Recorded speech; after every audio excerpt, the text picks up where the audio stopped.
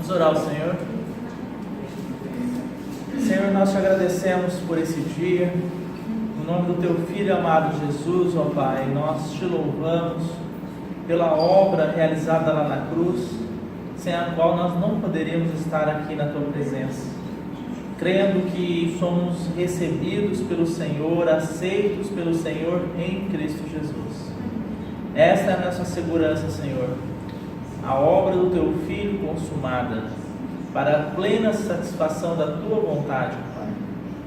E nessa base é que nós nos aproximamos do Senhor, não pelo nosso merecimento, mas pela Tua graça abundante, manifesta na pessoa de Cristo.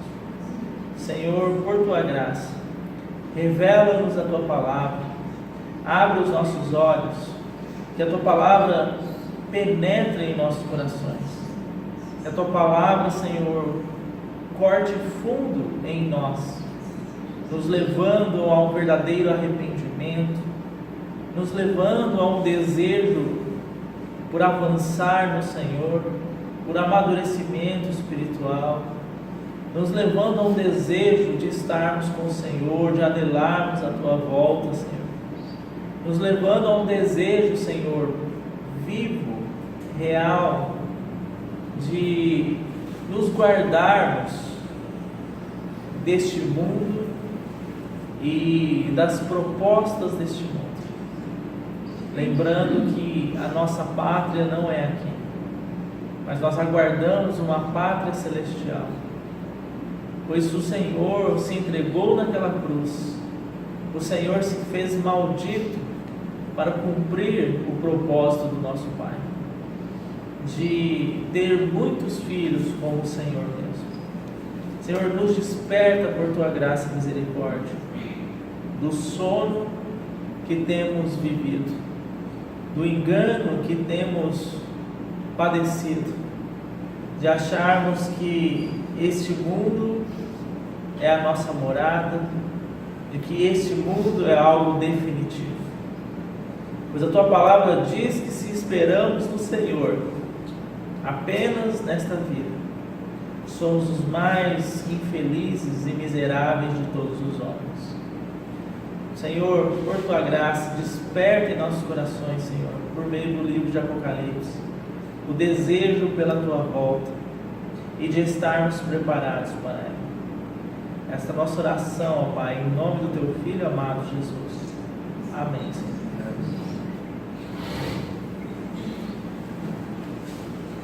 Irmãos, retomando então o nosso estudo de Apocalipse, no capítulo 21,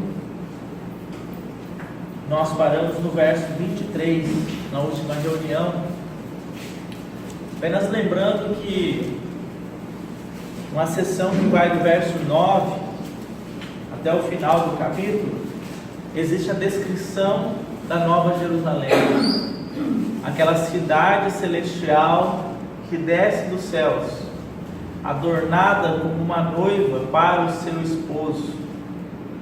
Irmãos, Nova Jerusalém não é uma cidade geográfica. Nós temos que ter isso em mente. Nova Jerusalém, ela é composta de todos os redimidos do Senhor, de todos aqueles que foram regenerados por Cristo, todos aqueles que receberam o Senhor como seu Senhor e Salvador. E lhes foi dado, como é descrito em João, o poder de serem feitos filhos de Deus. Claro que nesse novo céu e nova terra, que será assim o lugar em que esta Nova Jerusalém será estabelecida, há uma realidade diferente do que nós vivemos hoje e do que acontecerá também no reino milenar de Cristo. Ali a obra de Deus estará totalmente acabada, completada. O Senhor Deus está trabalhando hoje. Ele mesmo disse, nosso Senhor Jesus: meu Pai trabalha até agora e eu trabalho também. E o Senhor não tem cessado o seu trabalho, mas continuamente Ele tem trabalhado para a edificação da sua igreja. Isso está lá em Efésios capítulo 5, que o Senhor ama a sua noiva e Ele alimenta e cuida dela. Este alimentar é dar a si mesmo a sua noiva, a sua igreja. O Senhor disse assim: eu edificarei a minha igreja, e as portas do inferno não prevalecerão contra ela. Então o trabalho do Senhor Jesus não se encerrou lá na cruz. Ali foi uma etapa de um projeto muito maior, que foi arquitetado pelo nosso Deus, e que Ele tem levado a cabo até os dias de hoje. Nós trabalhamos e chegamos nas nossas casas, vamos dormir e descansamos. O nosso Senhor trabalha 24 horas por dia, trabalha 12 meses por ano, 7 dias na semana. O trabalho do nosso Senhor é um trabalho incansável, é um trabalho que não tem nenhum momento de descanso. Ele tem levado a cabo esse propósito pelas eras, pelos séculos, de edificar a sua igreja. E nós vimos aqui então, em Apocalipse, assim, com respeito ao que eu havia dito acerca do trabalho e das realidades, aqui, no que nós estamos lendo, essa nova Jerusalém, esse novo céu e nova terra, será composta pelos santos totalmente amadurecidos, ou seja, a natureza de Cristo estará totalmente formada e o caráter de Cristo no seu povo. Então nós já superamos aquela etapa do reino milenar, onde apenas reinarão os cristãos que foram fiéis ao Senhor, e aqueles cristãos que foram infiéis e imaturos sofrerão a disciplina do reino para que amadureçam. Então aqui nessa nova etapa, a partir do capítulo 21 de Apocalipse, capítulo 21 e 22, nós temos esse trabalho do Senhor com relação aos cristãos imaturos completado. Então a Nova Jerusalém é composta de todos os redimidos, que já estarão totalmente amadurecidos. Os irmãos se lembram que vimos que foi dada a ordem que a cidade fosse medida como uma cana de ouro.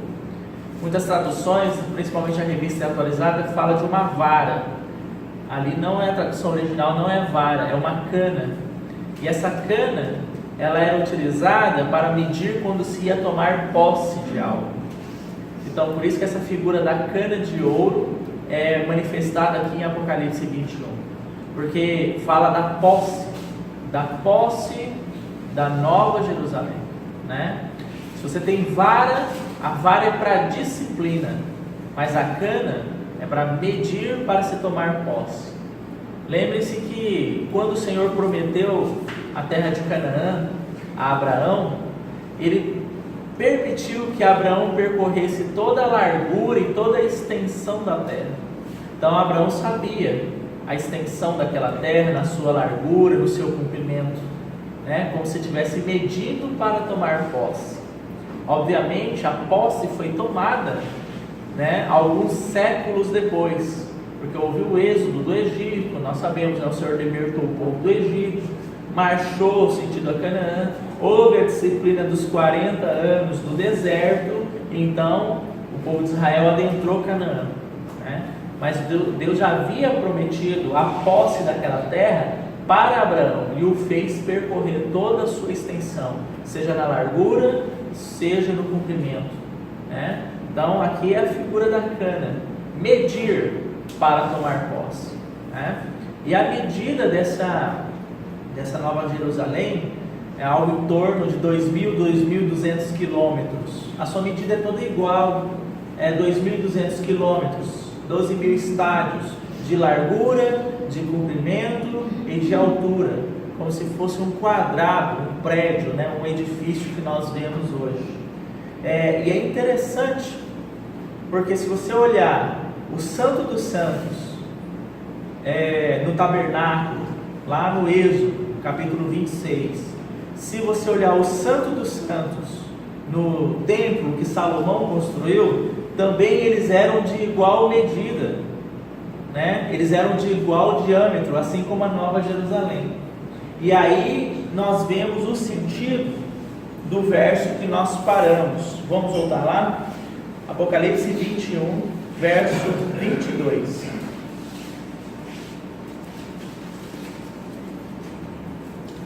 Está falando sobre a Nova Jerusalém, então diz assim: nela não vi santuário, porque o santuário é o Senhor, o Deus Todo-Poderoso e o Cordeiro.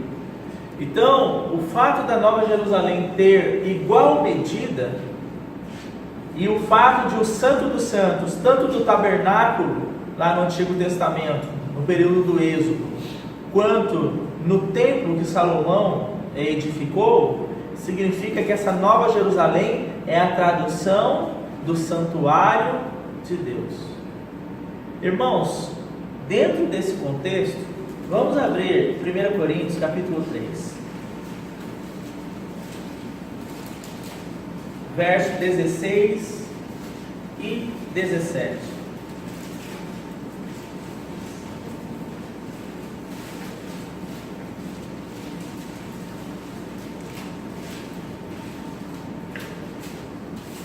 Se a obra de alguém, 1 Coríntios 3, 16 e 17.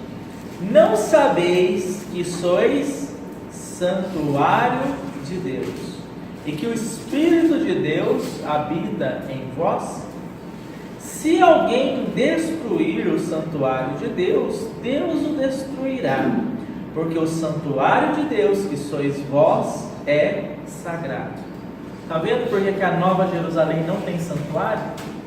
Porque o santuário é a própria Nova Jerusalém. Porque lá é a habitação de Deus e do Cordeiro. Irmãos, quando o homem queria, antes da obra da cruz, quando o homem queria ver a glória e presenciar a glória de Deus, vamos pegar lá no Êxodo, no tabernáculo.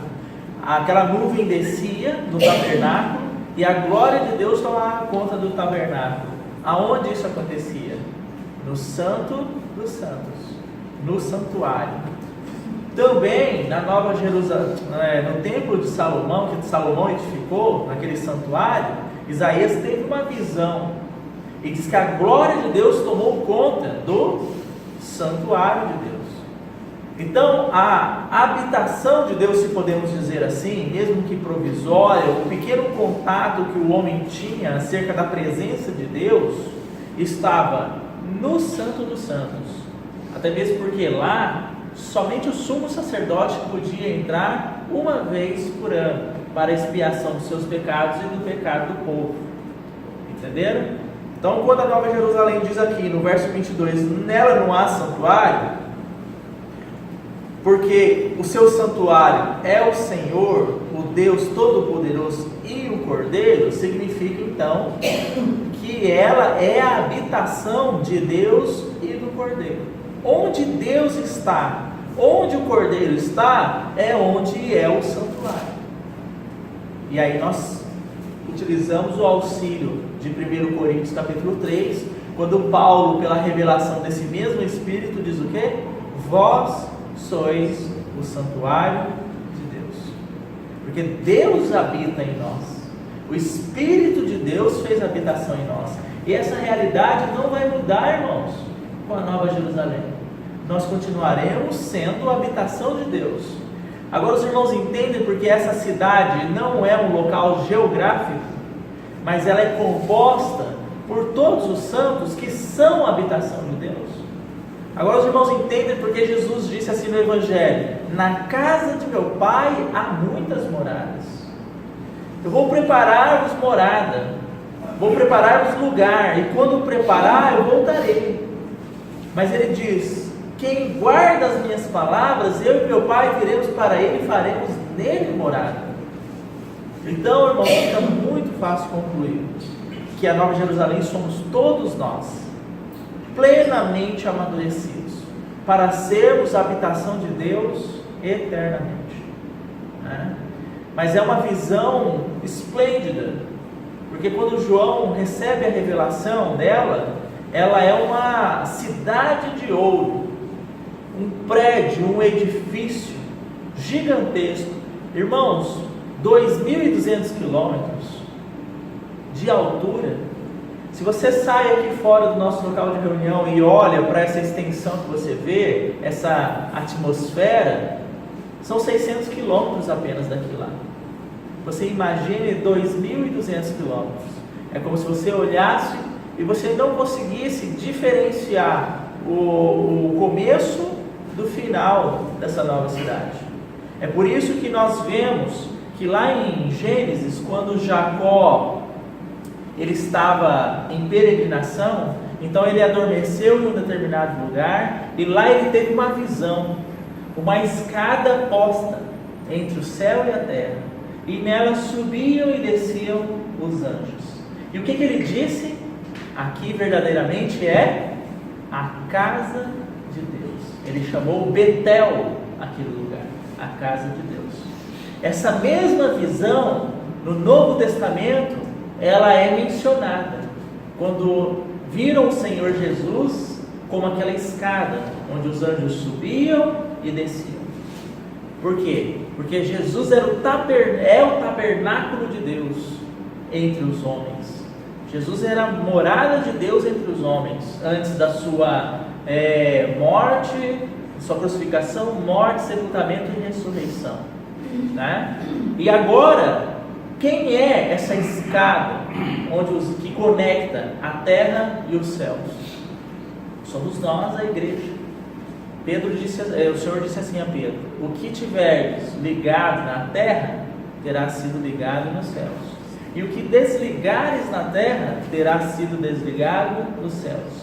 Uma conexão entre a terra e os céus é estabelecida, a igreja do Senhor. E isso vai mudar porque mudaram as eras.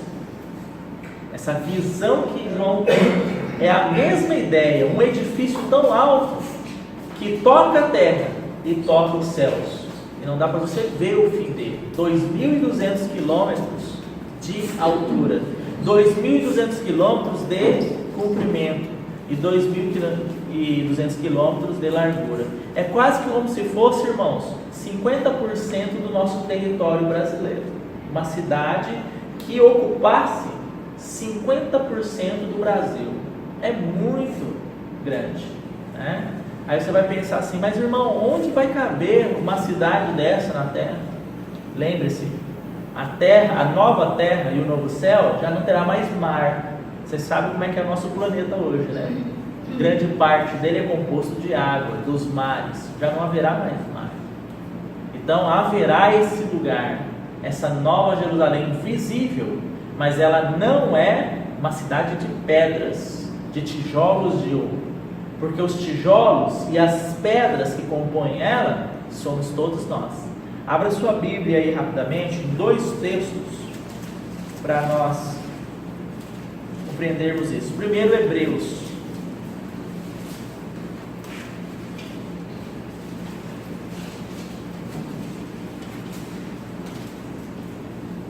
Veja essa experiência de Abraão. Hebreus capítulo 11.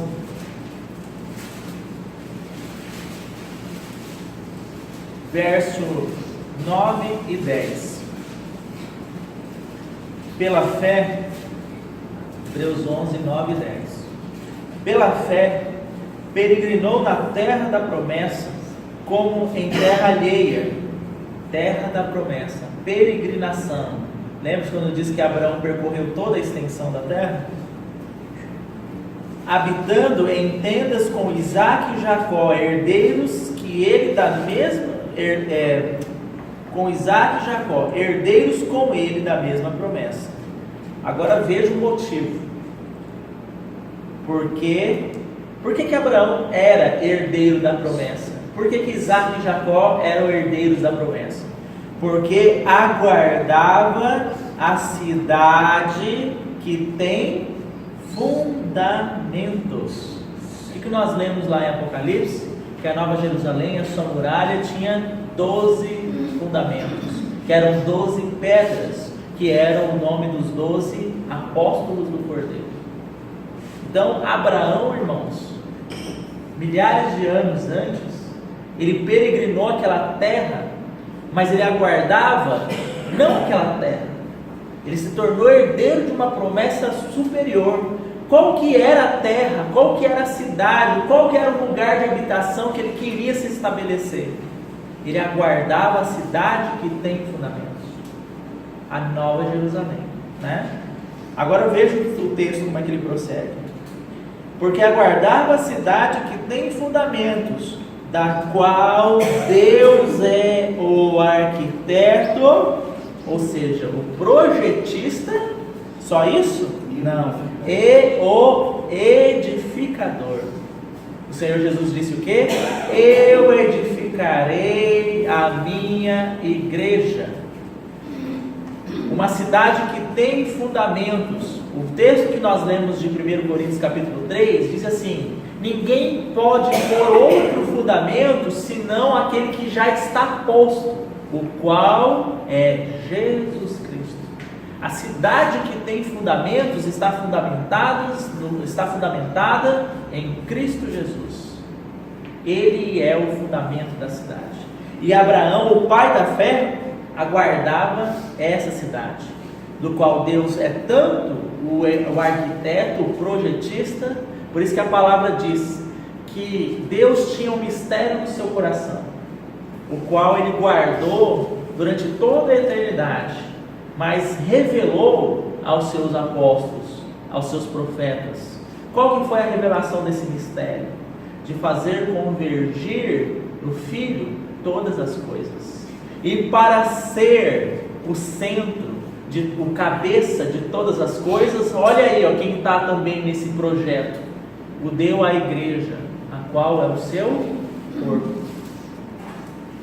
Então por isso que ele é o arquiteto, ele projetou isso no seu coração, mas ele também é o edificador, ele está edificando essa cidade. Veja também o texto, está em 1 Pedro, vamos lá, 1 Pedro capítulo 2.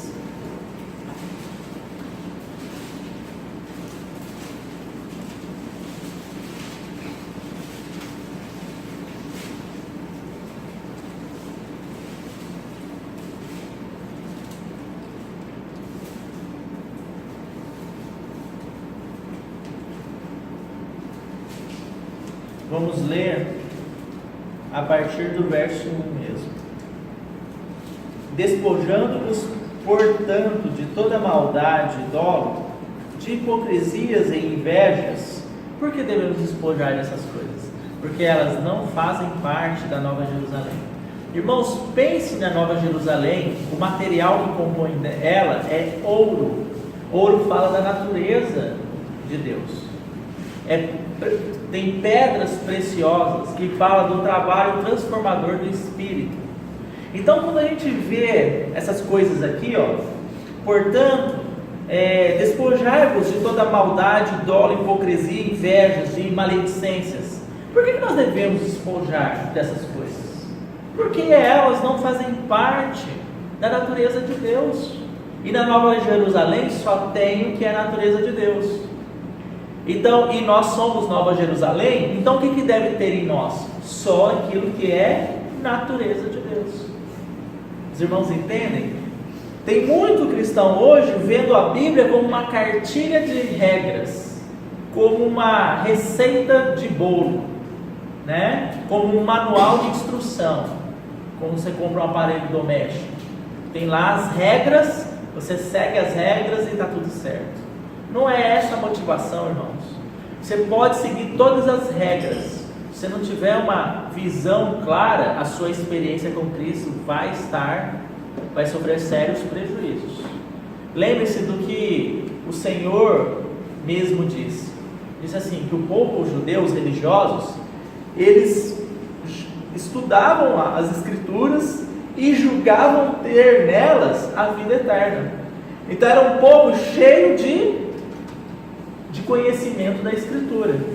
Vocês examinam as Escrituras e julgam nela ter a vida eterna, né? Ou seja, eles estavam se satisfazendo com o conhecimento da palavra e achando que o conhecimento intelectual dela é que lhes proveria a vida eterna.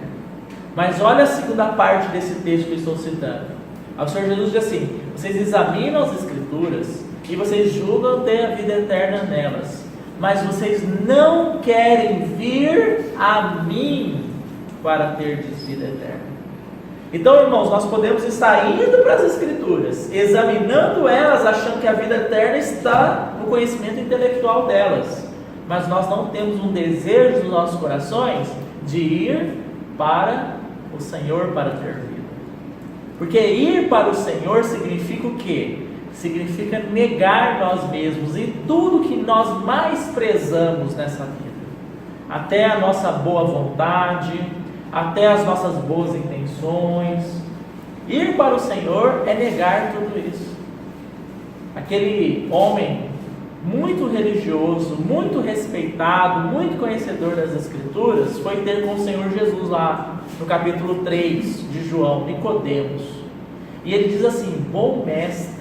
Olha o desejo daquele homem, né? Olha a reverência dele com o Senhor, chamando o Senhor de mestre, bom mestre. Aí o Senhor Jesus fala: você precisa nascer de novo, porque se você não nascer de novo, você não vai entrar no reino de Deus, você não vai poder ver o reino de Deus. Ver o reino de Deus significa ter visão celestial. Então os irmãos entendem? Nós temos que ter esse cuidado de ficarmos aqui pregados na palavra como se fosse um manual de instrução que nós temos que seguir para sermos justificados. Lembre-se, nós somos justificados pela graça de Deus, mediante a fé em Cristo Jesus. Não é porque eu não falo mal, porque eu não sou hipócrita, porque eu não tenho inveja, porque eu não tenho maledicência. Não é por essas coisas que eu vou ser justificado, não. Maledicências, ficar reclamando, resmungando, falando mal, né? Então nós temos que tomar cuidado com isso, né? Agora veja aí o que diz o verso 2. Então nós nos despojamos porque essas coisas não fazem parte da natureza de Deus, e nós somos templo de Deus. Desejai ardentemente, como crianças recém-nascidas, o genuíno leite espiritual, para que por ele vos seja dado crescimento para a salvação. Criança recém-nascida, nós nascemos de novo, mas basta isso? Desejarmos o genuíno leite espiritual, porque esse leite espiritual, esse alimento, essa provisão espiritual é que nos vai dar crescimento. Irmãos, pense num bebê recém-nascido. Você acha que ele pensa em outra coisa para você mamar? Você acha que ele está preocupado? Será que minha mãe e meu pai pagaram a conta de luz? Será que eu vou ficar no ar-condicionado? Vai cortar a energia? Oh meu Deus, e as minhas notas da escola? O que eu vou vestir? Você acha que criança recém-nascida se preocupa com o que ela vai vestir?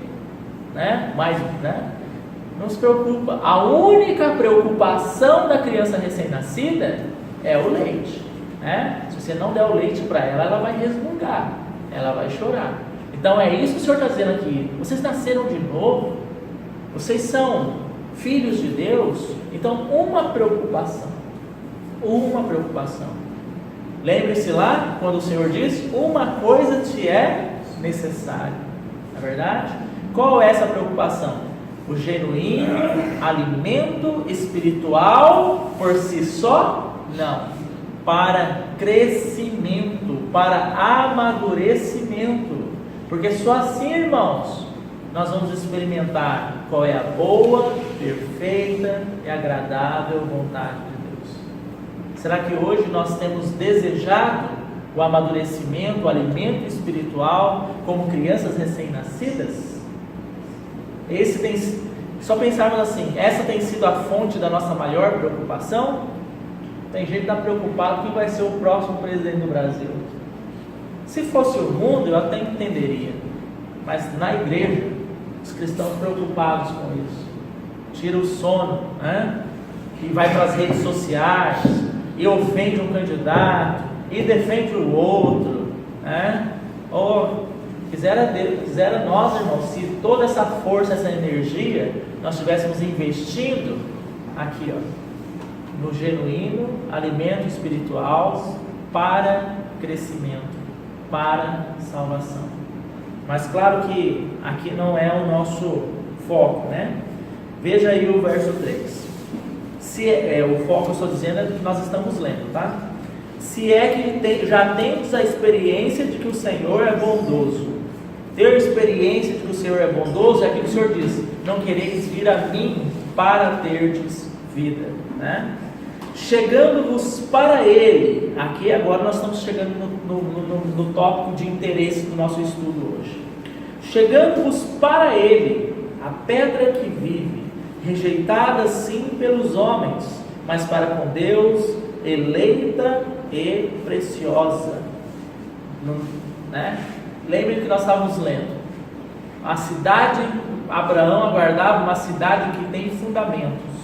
E aqui está dizendo que o Senhor Jesus é uma pedra viva, eleita por Deus, mas rejeitada pelos homens.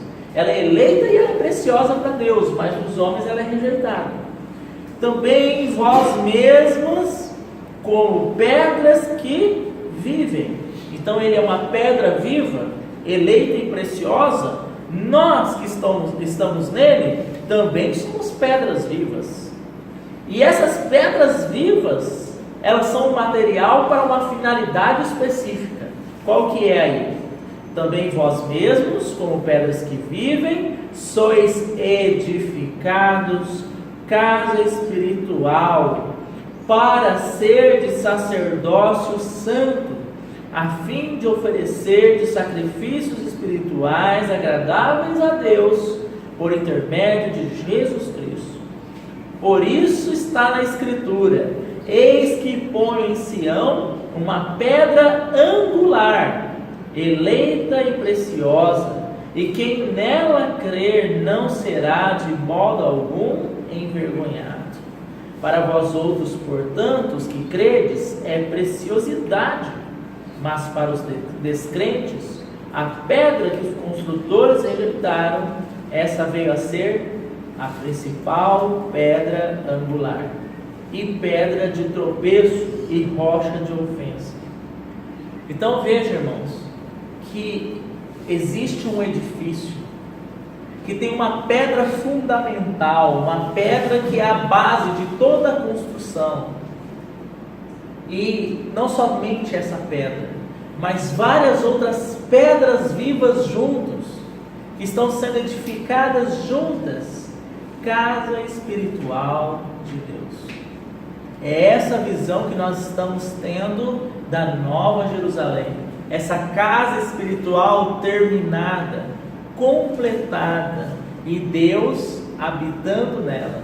Deus e o Cordeiro. Né?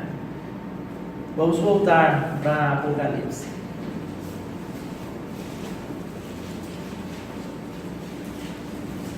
Verso 23. A cidade não precisa nem de sol nem de lua para lhe darem claridade, pois a glória de Deus a iluminou, e o Cordeiro é a sua lâmpada. Então a cidade, quem é a cidade? Somos nós. E essa cidade é o canal de resplendor da glória de Deus, que é a sua luz. E essa cidade anda através dessa luz. E o Cordeiro é a sua lâmpada. Volte um pouquinho aí em Apocalipse.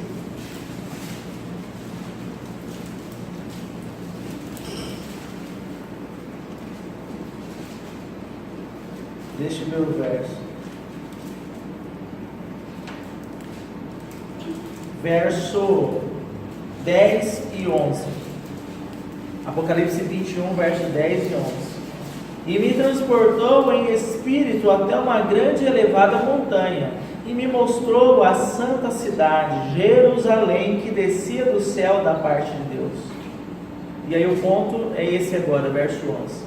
A qual tem a glória de Deus, o seu fulgor era semelhante a uma pedra preciosíssima, como pedra de jaspe cristalino. Então por que essa cidade tem a glória de Deus e ela tem um fulgor, ela resplandece essa glória como uma pedra preciosa? Nós já estudamos isso. Aquela pedra de jaspe, que alguns irmãos dizem que é como se fosse o jaspe traduzido para diamante, porque ele é refratário. Quando você joga a luz no diamante, ele reflete as cores do arco-íris, né? Ele reflete todas aquelas cores. Então é como se for, essa é a descrição da Nova Jerusalém. Então aqui onde nós estamos agora, a cidade não precisa nem de sol, porque a glória do Senhor resplandece nessa cidade e ilumina tudo, né? Nós não vamos precisar mais de sol para nossa luz. A glória do Senhor será a nossa luz. E aí nós nos lembramos do candeeiro de ouro, ou candelabro de ouro.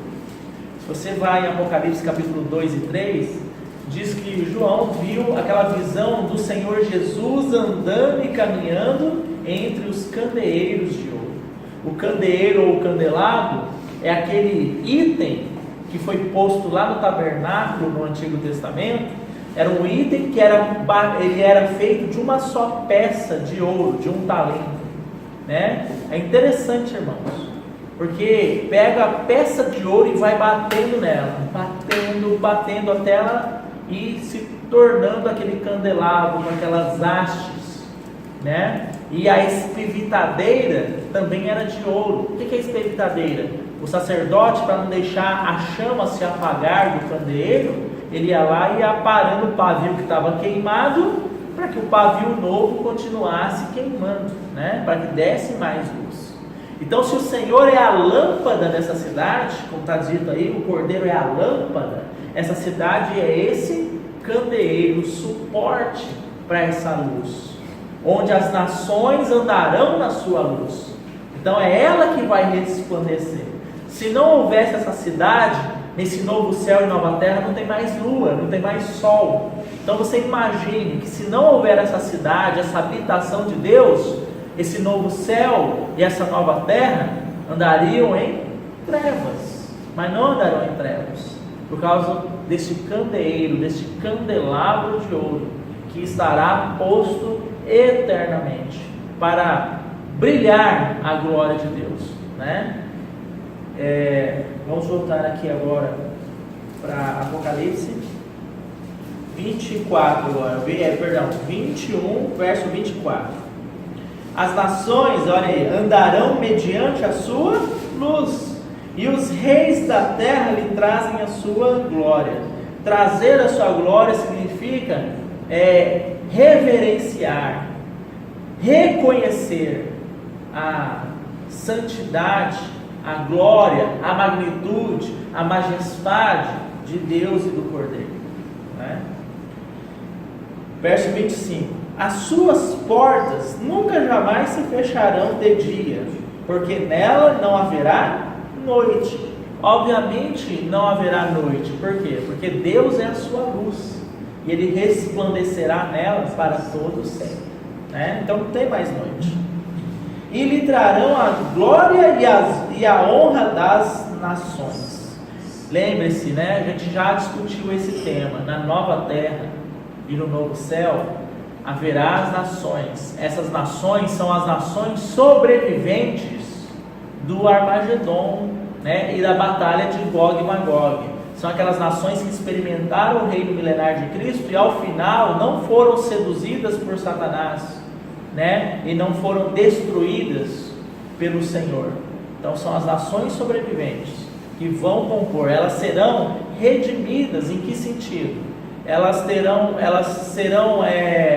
transformadas, elas serão restauradas. A palavra mais correta seria essa: serão restauradas para estar nesse novo céu e nova terra, mas não como povo de Deus, como família de Deus, como santuário de Deus.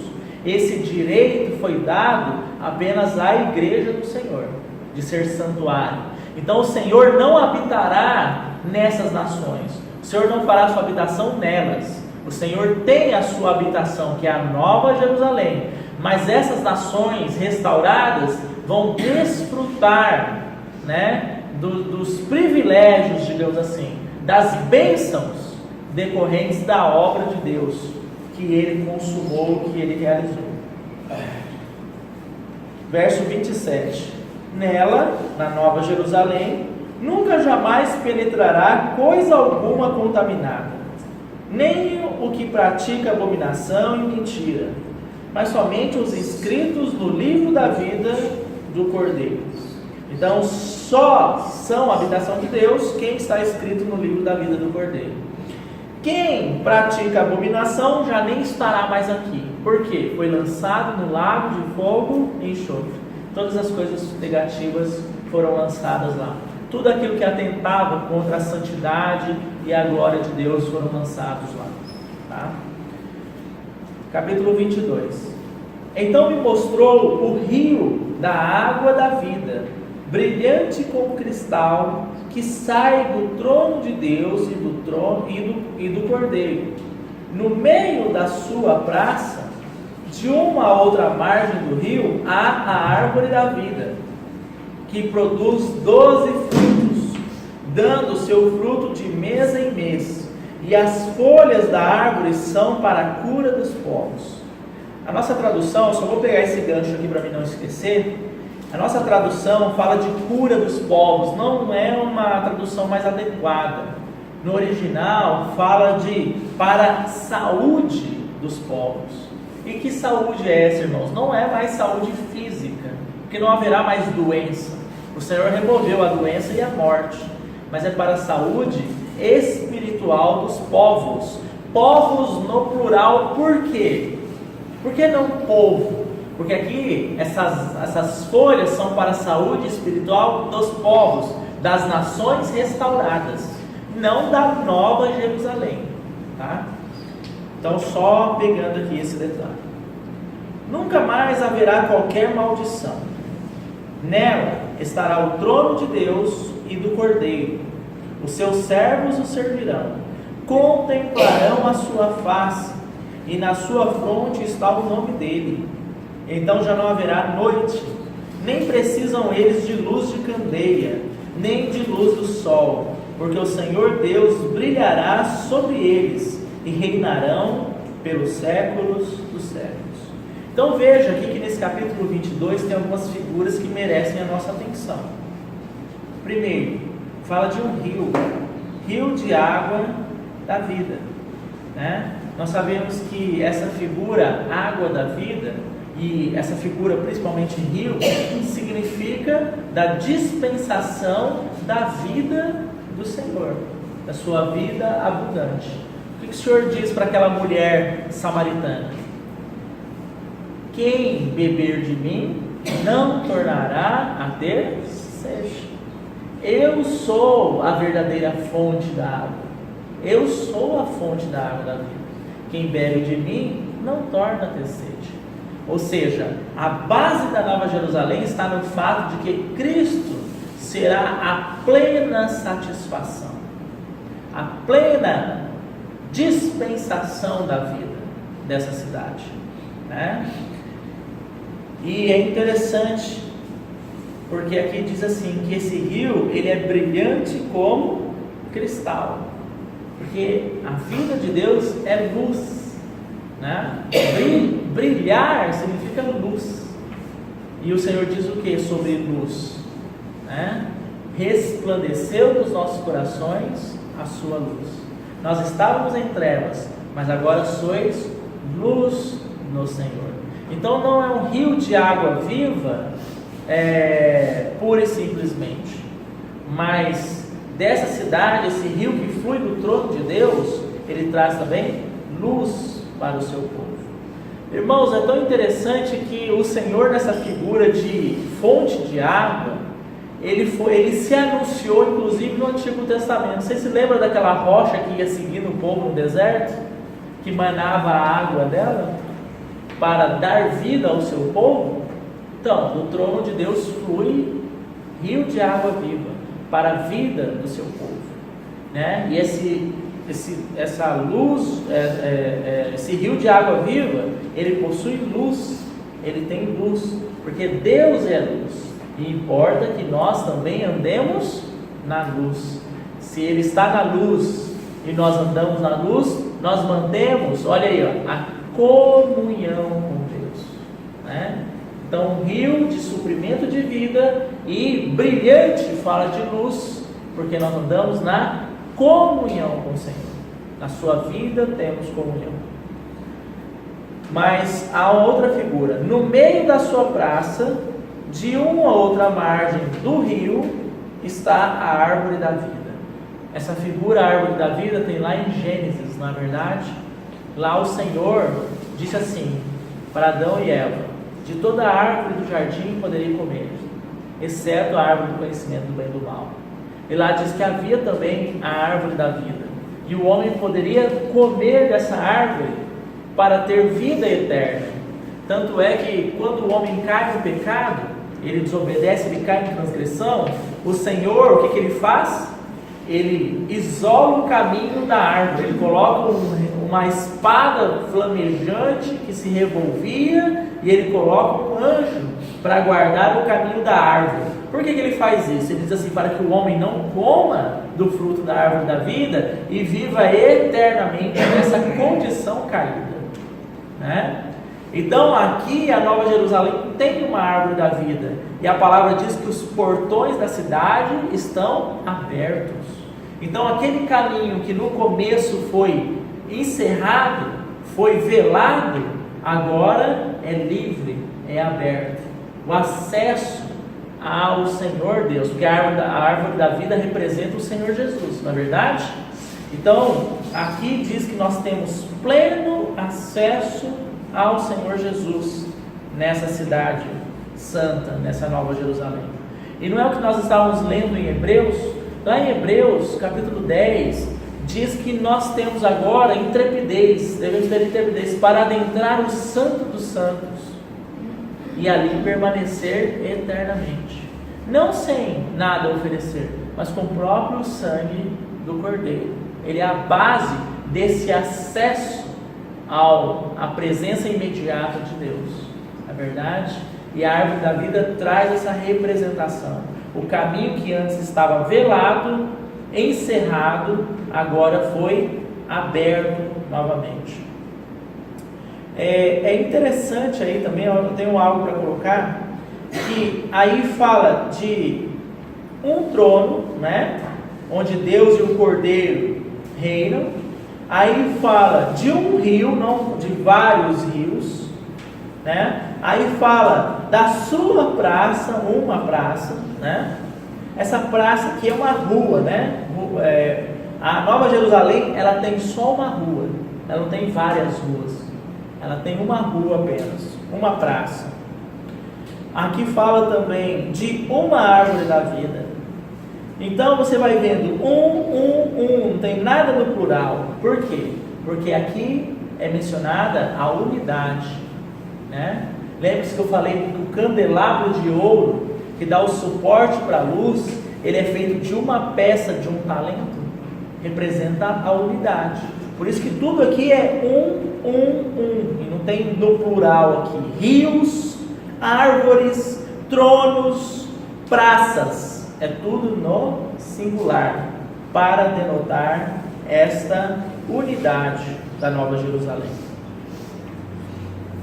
Só os frutos que estão no plural, né? Mas aqui também, né? Mas aqui, embora os frutos estejam no plural, a base desses frutos é uma árvore, não são várias árvores, tá?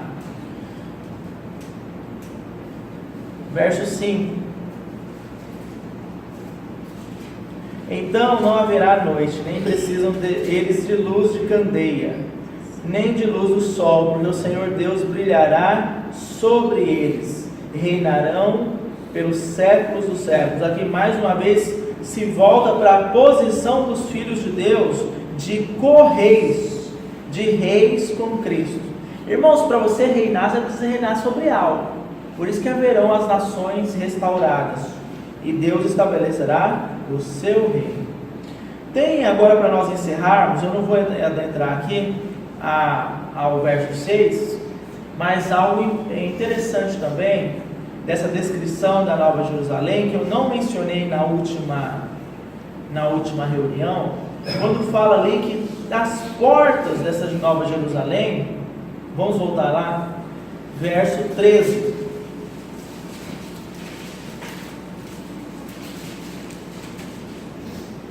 Três portas se acham a leste, 3 ao norte, 3 ao sul e 3 ao oeste. E aqui fala que nessas portas estão gravadas o nome de cada uma das 12 tribos dos filhos de Israel. Está no verso 12 isso. E eu não mencionei com os irmãos um detalhe interessante, irmãos. A porta fala de acesso.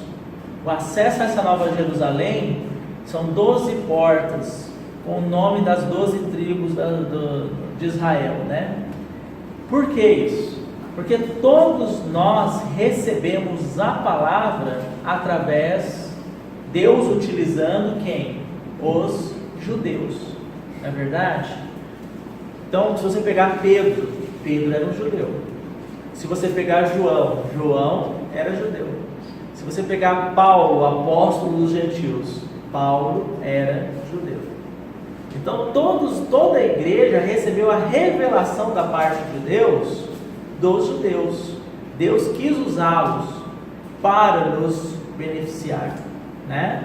E isso é importante, por isso que as 12 portas estão gravadas as 12 tribos, porque porta fala de acesso. É como se nós cremos na palavra, porque recebemos a palavra por intermédio dos judeus, e tivemos acesso à Nova Jerusalém pela palavra, e por intermédio deles.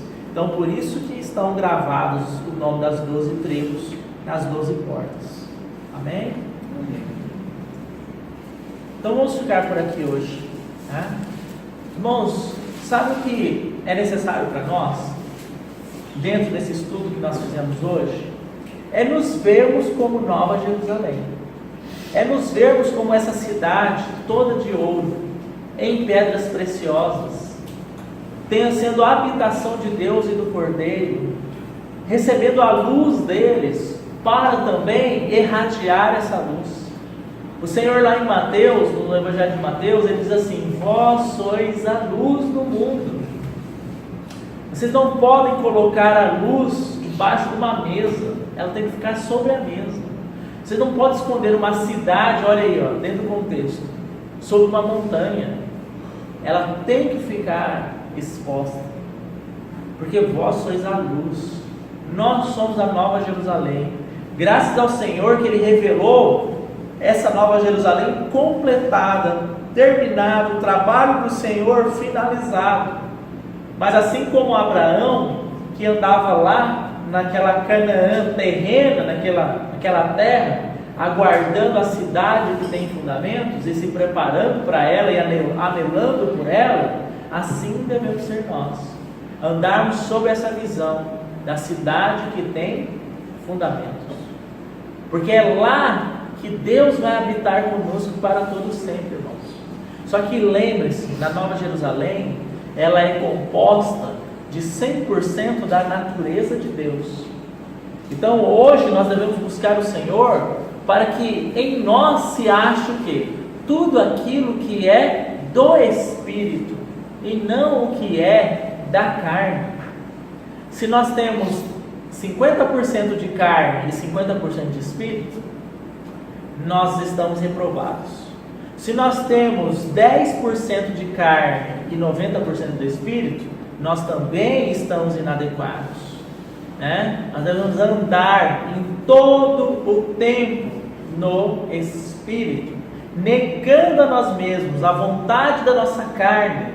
Irmãos, não esqueça de um detalhe: a sua carne sempre vai te pedir para satisfazer as demandas dela, 24 horas por dia. Não quer dizer que andarmos em todo o tempo no Espírito não significa que a carne não vai pedir que nós satisfaçamos as demandas dela. Só que nós fomos libertados por Cristo para dizermos assim: não para a carne.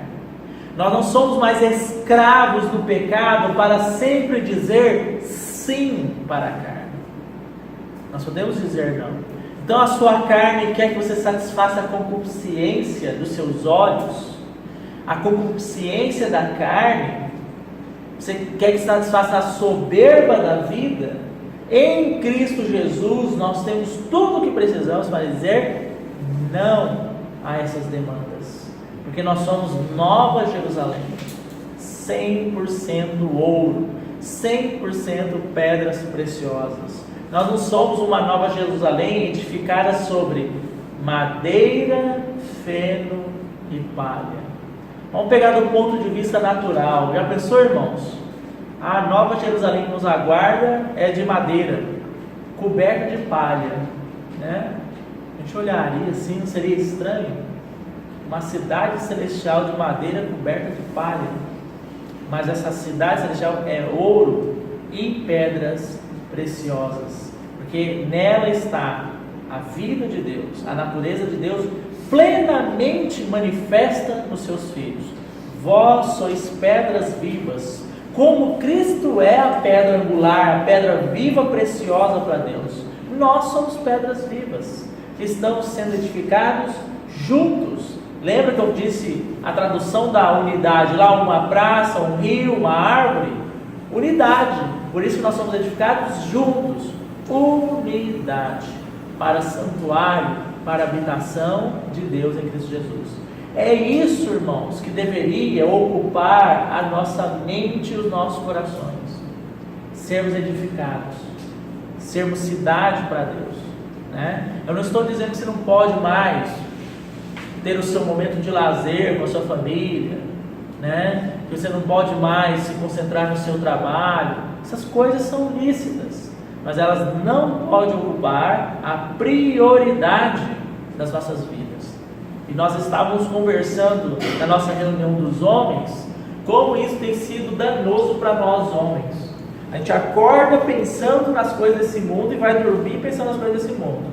A gente senta para orar, a nossa mente foge para os afazeres dessa vida. O que o Senhor disse? Uma só coisa é necessária. Buscai, pois, em primeiro lugar o reino, e todas as demais, tudo é secundário, vos serão acrescentadas.